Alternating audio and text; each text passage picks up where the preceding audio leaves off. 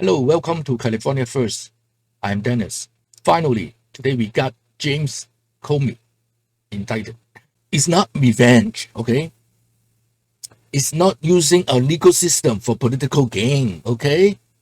The left media, the left thought media is spinning, saying Trump is revenge. It's not about revenge, it's about justice. Did James Comey really lie in the Congress? That's the question people should ask. If he didn't lie, okay, he's innocent. Go through grand jury, go through the trial, everything will settle down, and we see the truth. Instead, pushing the public opinions, the left media, all over, okay?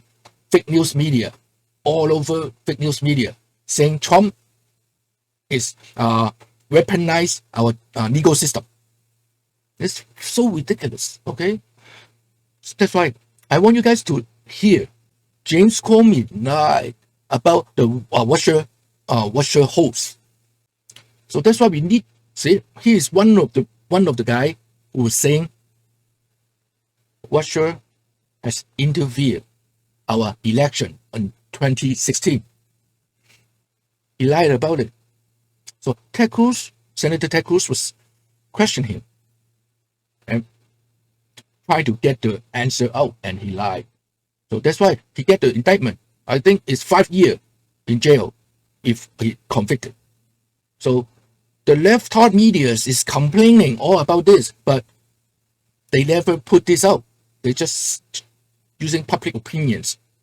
So my job today is hopefully bring out the truth, so the people with TDS can calm down. Okay. Senator Cruz. Thank you, Mr. Chairman. Returning to Mr. Comey. Mr. Comey, you testified earlier today that you have concerns whenever the FBI doesn't operate in a, quote, competent and honest way. In your judgment, was the way that the FBI handled the Russia investigation, the surveillance of the Trump campaign, the Carter Page FISA application, the Michael Flynn investigation, was that handled in a competent and honest way? First, Senator Cruz, there was no, to my knowledge, surveillance of the Trump campaign. I think the overall investigation of the Russian interference and whether Americans were associated with it was conducted in an honest, competent, independent way. Okay. So, Mr. Comey, you're saying it's competent and honest. I assume you've read the Horowitz Inspector General report, which found 17 significant errors or omissions in the Carter Page FISA application. So, in your view, 17 mistakes lying to the court is competent and honest? Well, I've read the report. I don't believe he concluded there were lies to the court, but there are significant and important failings in the way in which the Carter Page FISA was prepared and renewed. All right, Mr. Comey, let's go directly to lies. The Inspector General report concluded that Mr. Klein Smith, an attorney who worked for you in the FBI, deliberately altered an email. He had emailed the CIA to ask if Carter Page was a source. The CIA came back and said, yes, he was a source. And Mr. Klein Smith, your lawyer, altered that email to add the words, not a source, to make the email say precisely the opposite of what the CIA said, and that fraudulent document was then used as a basis for a fraudulent submission to the FISA court. You believe that is honest and competent, Mr. Comey? I don't believe you've offered an accurate summary of the Horowitz's findings. Mr. Comey, I have the report right in front of me. Page 254 describes how the lawyer, specifically the words, and not a source, had been inserted in the response, directly reversing what the CIA says. Was it practice in your FBI to fraudulently alter evidence that you submit to federal courts? It was not the practice in the FBI to fraudulently alter anything that's presented to federal courts. Well, it is difficult to say that an investigation that featured fraudulent evidence is competent and honest. But let's move on to something else. The predicate of much of this investigation was the Steele dossier, which has now been totally discredited as garbage. When did you learn that the Steele dossier was being funded by the Democratic National Committee and the Hillary Clinton campaign? Again, I believe your predicate is inaccurate, but I first learned of the Steele dossier in late September of 2016 and understood that it was funded by political opposition to President Trump, or candidate Trump. I didn't know the specifics of which part of the opposition, but I knew that it was political opposition research funded. When? When did you learn that? I think about the time I was briefed on it, so about the same time, probably third week of September. So you were personally aware that the political opposition, whether the DNC or Hillary Clinton or whatever campaign bucket it was coming from, it was the opposing party that was funding it. You were specifically aware of it in September. Why didn't you tell the FISA court? Why did you omit that over and over and over again on applications you submitted? Didn't the court deserve to know that? My recollection is the FISA court was alerted to the possibility that it was a politically biased reporting. Your recollection is false. The FISA court was not told that it was funded by the DNC. That's one of the omissions that your FBI did repeatedly to the federal court. All right. Another. Go ahead. That's not what I just said. So. What did you just say? I said my recollection is the court was alerted that there was potential political bias in this reporting. Political bias is different from saying it was funded by the Hillary Clinton campaign. You just testified to this committee. You were specifically aware of that, and yet you repeatedly did not inform the court of it when you were getting an order to essentially weaponize the Democratic opposition research. All right, next question. When did you learn that the primary subsource, so the basis for this garbage Steele dossier, was a suspected Russian asset? I don't remember ever being informed of any prior investigation of any of Steele's sources, including the primary subsource. So you're not aware of it today? I'm aware of it today because I've read it in the public sphere, and I've read a summary memo that the Department of Justice sent to the Judiciary Committee. I would note the primary subsource was subject to FBI investigation, a counterintelligence investigation from 2009 to 2011.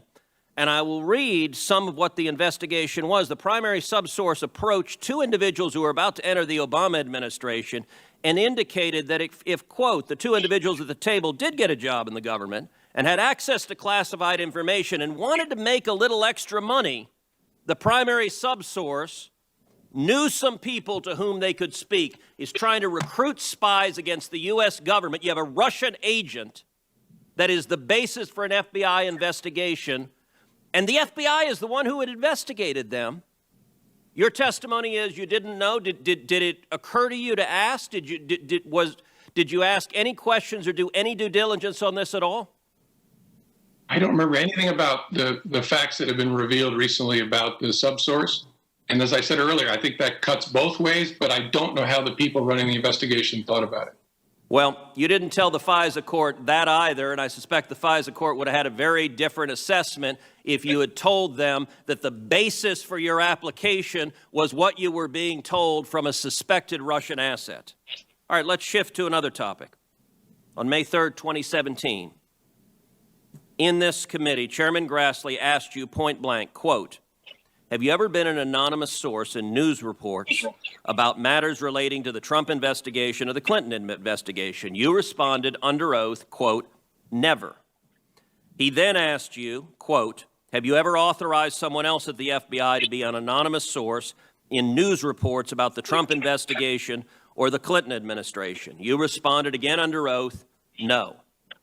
Now, as you know, Mr. McCabe, who works for you, has publicly and repeatedly stated that he leaked information to the Wall Street Journal and that you were directly aware of it and that you directly authorized it.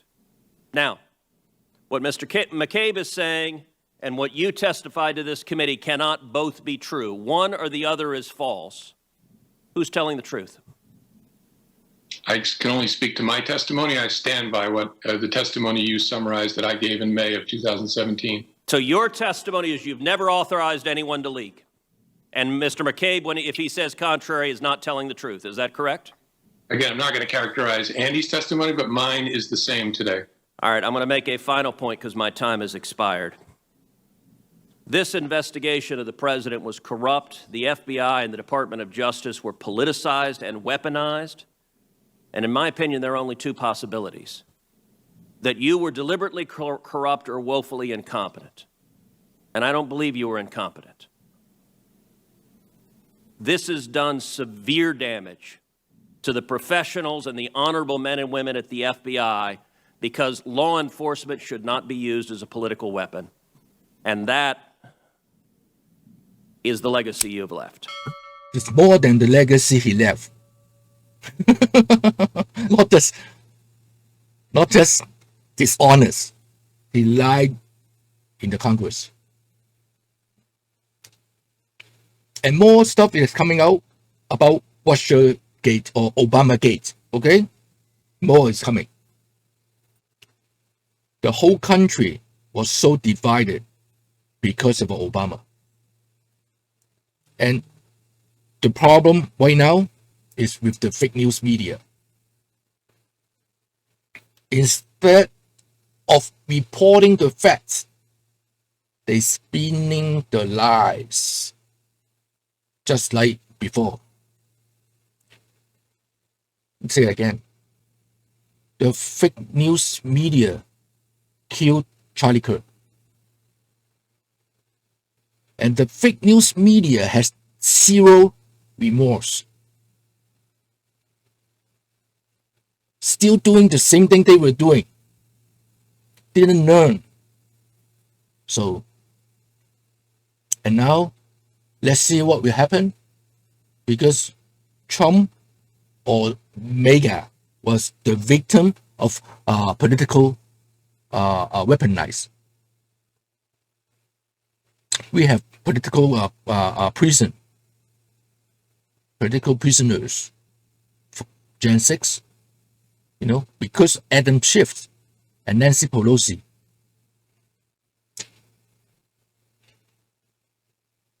I'm not going to forgive them because Trump knows how evil they are. We cannot let go of those evil. We need to bring it out. Turn every rock to show the world what have they done to our country. How they created so many TDS. It's all start from Obama. And I don't know whoever, are behind, Obama. I don't care. But start from Obama. Before Obama is happening too, but it's not as bad. Maybe it's already that bad. I don't know, because maybe the social media is not that, the information is not that open. Every rock is going to be turned. Because what happened when we have TDS? People suffer because of the fake news media. Okay, this is Tylenol label. So if you're pregnant or you're breastfeeding, that's what the label said.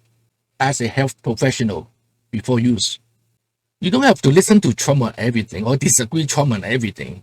Yesterday, I talked about projective thinking. Hopefully, people can go back to my previous video, or you can do your own research about projective thinking. If you hear what Trump say about Tylenol and then you just eat a whole bunch of them, you have TDS. You have projective thinking. And your projective thinking may not be started by you. Your projective thinking may be created by the fake news media. That's why we don't want echo chamber. We have to go here, different side. And Charlie Kirk is doing that. Allow people to have a dialogue. And the fake news media kill him. How many pregnant women will suffer because of TDS? Because fake news media take things out of context and then present it to the public. I look forward to see the real picture of indictment for James Comey. Everyone who lied deserves to go to jail. Well, thank you very much. Please subscribe my channel, press like and share. Thank you very much. I see you next time. Bye-bye.